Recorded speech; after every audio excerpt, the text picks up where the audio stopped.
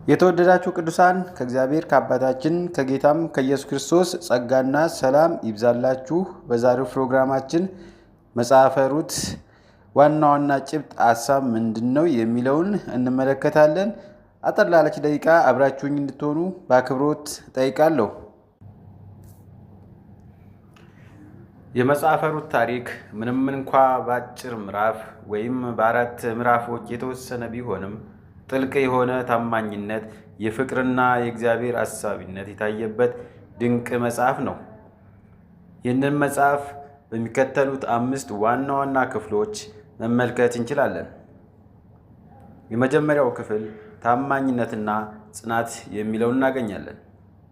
መጽሐፉ የሚጀምረው በናኦሚ ቤተሰብ ላይ በደረሰ መከራ ነው። በኋላም 2 ልጆቿ በሞዓብ ምድር በሞት ተለዩአት።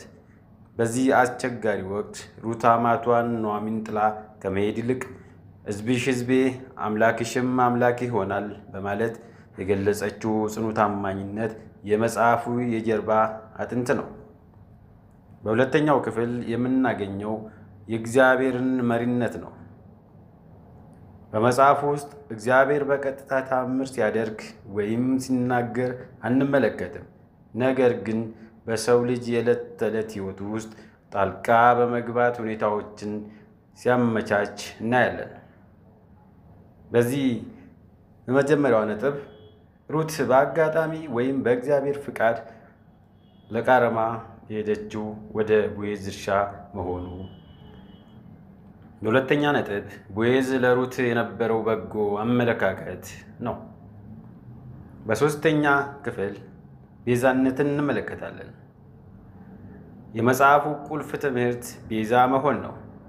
ቦዔዝ ለኑኃሚንና ለሩት የቅርብ ዘመድ በመሆኑ የጠፋውን ርስታቸውን በመመለስና ሩትን በማግባት የቤተሰቡ ስም እንዳይጠፋ አድርጓል።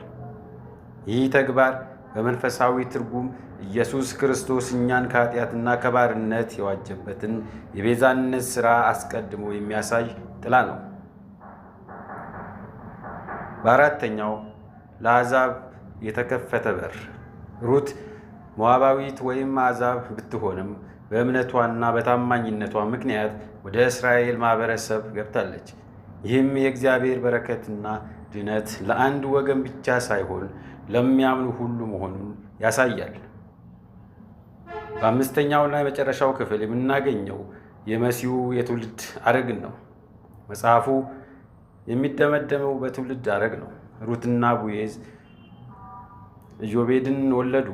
እርሱም የእሴይ አባት፣ እሴይም የንጉሥ ዳዊት አባት ሆነ። በዚህም መሠረት ሩት በኢየሱስ ክርስቶስ የትውልድ ሐረግ ውስጥ እንድትካተት ሆናለች። በአጭሩ መጽሐፈ ሩት